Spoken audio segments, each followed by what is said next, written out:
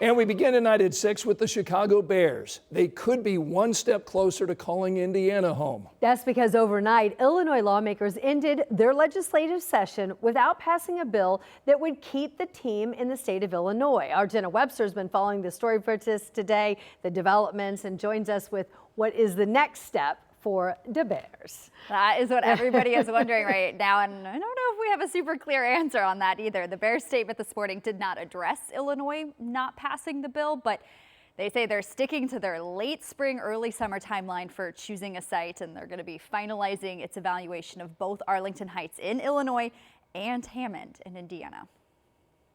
The Chicago Bears want out of their longtime home at Soldier Field, debating new sites in Arlington Heights, Illinois, and Hammond, Indiana. Some of the best, most memorable victories happen in double or triple overtime.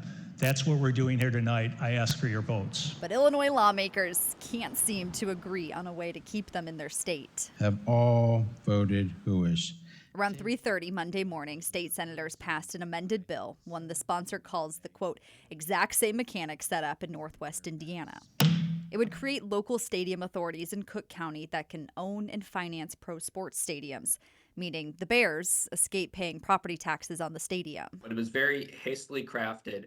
It's a really late idea. And as we heard from the Speaker of the Illinois House this morning, they just felt like it came too late. They had not had time to review it. The Illinois House adjourned for the session without taking a vote on the bill, leaving many wondering what's next for the Arlington Heights property the Bears bought 3 years ago.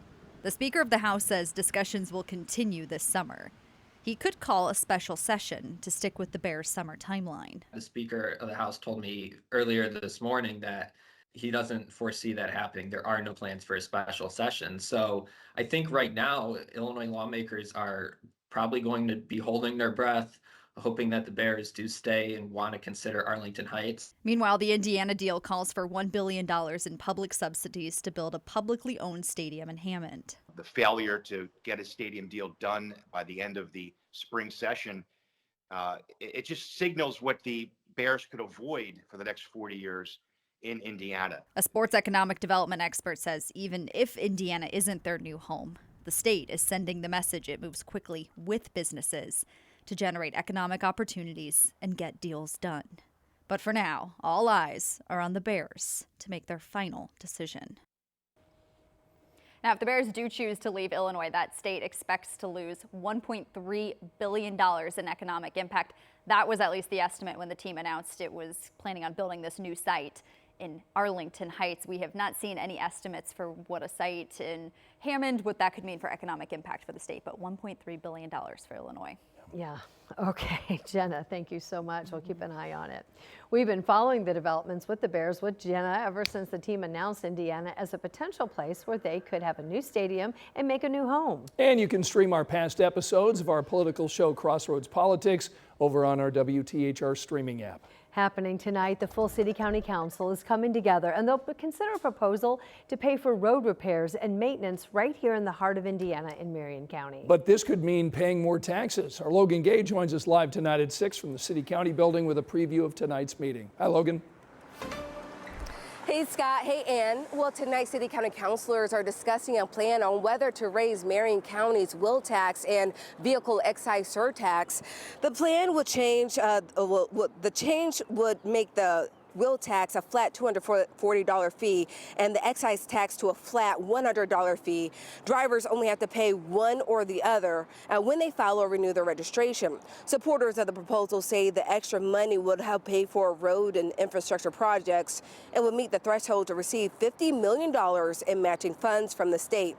Now, in a statement, City County Council President Maggie A. Lewis said this plan allows us to secure critical state matching dollars, stabilize funding for roads and neighborhood infrastructure, and move from reactive repairs toward a more predictable long-term investment strategy.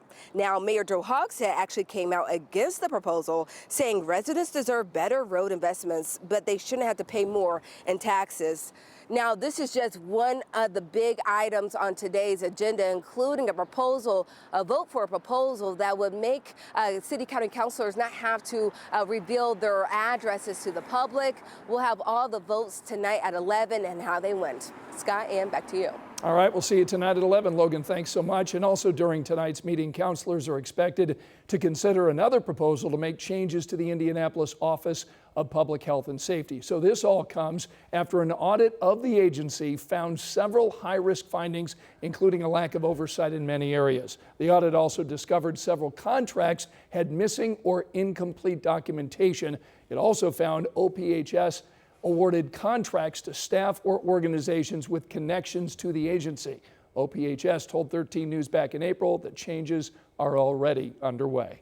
73 degrees outside right now. It's 6:05. We've got some pop-up showers in the area. Anything here in Indianapolis and all? Yeah, nothing here in Indianapolis, and just a few showing up on radar. For most of us, it's just been in one of those days, more clouds than sunshine, but we've got a sunny stretch as we look ahead. We will take you to radar to show you where we have a couple of those spotty showers, mainly north and east of Indianapolis. Now, your eye may take you to the central and southern sections of Illinois with a couple of thunderstorms. Those are not moving our way. What we do have over central Indiana, still a few spotty showers in and around the Richmond area in Wayne County, and a little more developing south of Logansport, headed back into Kokomo. So a few sprinkles, a passing shower. Where we've had the thicker clouds today, temperatures kept down into the low 70s. Where we've had more sunshine, it's still at 82 in Bloomington. We do all get sunshine tomorrow. High temperatures on Tuesday with those sunny skies, 75 to 80. All right, Angela, thanks so much. Developing tonight at 6, IMPD is now telling us they've made meaningful progress in finding the person who killed that recent IU grad here in downtown Indy. But as our reporter Ashton Hackman now explains, there are still a lot of questions that police say they don't have the answers to just yet. It happened around 6 Thursday evening. 23-year-old Brett Scroggum was rushed to a hospital in critical condition. He died Saturday. The Marion County coroner tells us Scroggum was shot in the head. His friend James Wilson sharing these photos with me. Scroggum was a recent IU graduate and was a top 100 student. His death marks Indianapolis's 56th homicide this year, about where the city stood at this point last year, but down significantly from years prior. The parking garage has security cameras throughout, but police said some of the details about what they know can't be released. Where the person was located, where the person was shot, how many shots were fired. A lot of those factors are things that only the suspect or suspects know, and that's critical to keep confidential in an investigation like this. Metro Police hope that witnesses and security video can help them find the person responsible. In Indianapolis, Ashton Hackman, 13 News. Tonight, we're learning the details of a plea agreement in a deadly shooting of an 18-year-old woman. The shooter was just 16 years old at the time. Emmanuel Carter has now agreed to plead guilty to murder for shooting and killing 18-year-old Michaela Bauman in 24. Carter is set to be sentenced to 45 years in prison. The plea deal also dismisses charges of robbery and dangerous possession of a firearm by a child. His sentencing is scheduled for July 1st. And new tonight, we are now hearing from the city of Muncie after another deadly triple shooting happened there over the weekend. It's been only 3 weeks since the last triple shooting was there in that town. Our Ella Rhodes spent today in Muncie learning new details about what happened at a large party. Ella? Just after midnight on Sunday, Muncie police responded here at Hilo's on the reports of a person shot. It's where they found Vincent Coleman Jr., who later died at the hospital due to his injuries. Police say 2 other men, also shot, showed up to the hospital. A large crowd gathered at Hilo's for this party before the shooting, off of MLK. Delaware County Sheriff's Office also responded to the scene, and a deputy fired their weapon, which the Indiana State Police are investigating. Amber Green with the City of Muncie says the city understands the community's plea for safety. We see you and we feel what you're feeling. We feel it too. Our thoughts and prayers are with the community in its entirety, the family of the victim, anyone that experienced this violence over the weekend, and we care. We want to see this fixed. Green said the party did not have the proper permits for such a large event. We're still waiting to hear back from Muncie police on this investigation. In Muncie, Ella Rhodes, 13 News.